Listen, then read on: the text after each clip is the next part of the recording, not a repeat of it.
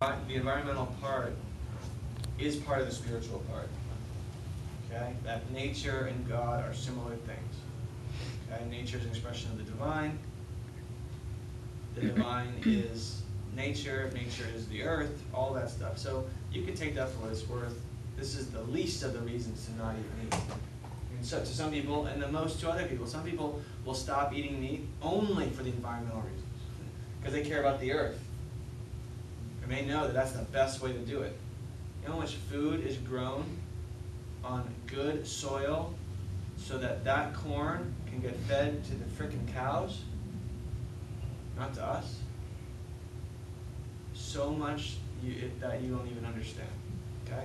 More production of agriculture is going on just to feed the animals, just so we can kill them. I mean, we could feed ourselves forever if we stop trying to feed these stupid animals. Okay? Every time an animal gets killed, it has to get hung upside down and bled. Y'all know that? Because if you just kill it and start chopping up the meat, what are you going to get? You're going to get meat with a lot of blood in it. A lot of blood. Right? Who wants blood in their meat? Well, you're going to get it anyway, because they can never bleed the animal 100%. They only bleed it 98%. So there's little pockets of blood every time you eat any kind of flesh. However, they do have to hang the stupid animal upside down after they've whacked it. And it takes time for them to get killed. These are tough animals. They don't get killed easy. A lot of suffering before they die. You never want to see these pictures. Okay? But then they hang it upside down and let the whole thing bleed. And I also hear stories that they start taking the skin off before they're even dead. Okay? If you've heard these stories, you know, and I don't doubt them. That doesn't mean they're true every single case, but it means it's very commonly done. Because as I said, it takes time to kill an animal that big. Right? And they could just miss. The bullet could be off, the hacking could be off, and then they're just going to go slamming around the room, dying. Okay? Then they hang them upside down. Sometimes they take the skin off while they're still alive. Other times, I guess they wait for them to die. But the point that I'm getting to, the environmental point, is that the blood is going to have to be washed down with clean water. They got to wash the blood off the floor with clean drinking water.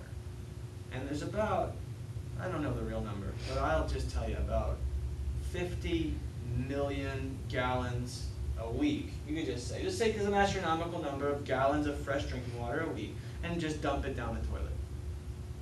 But then, it ain't really going to the toilet. Where's the water and the blood going? Back down into the groundwater. Okay?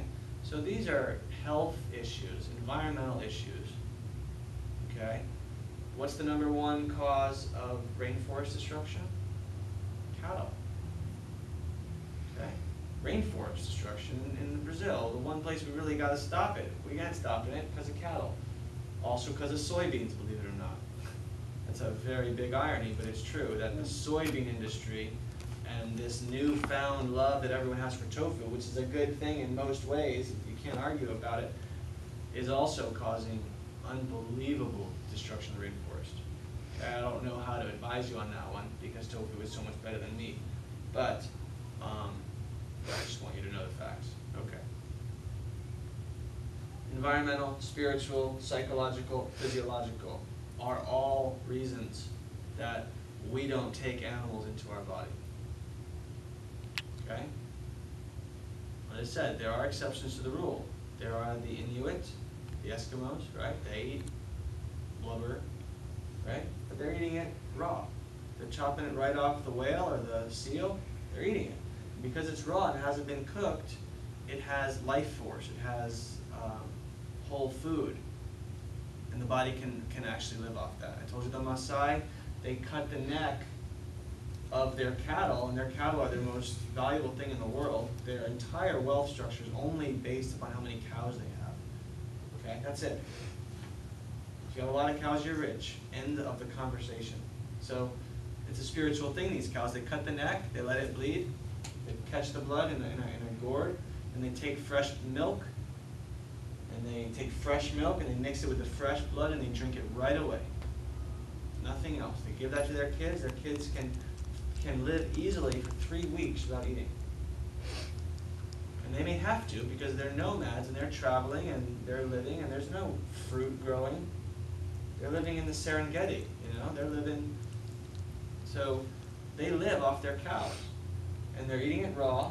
They're eating animal food, but they're eating it raw. Okay? In India, cows are sacred. In India, milk is sacred.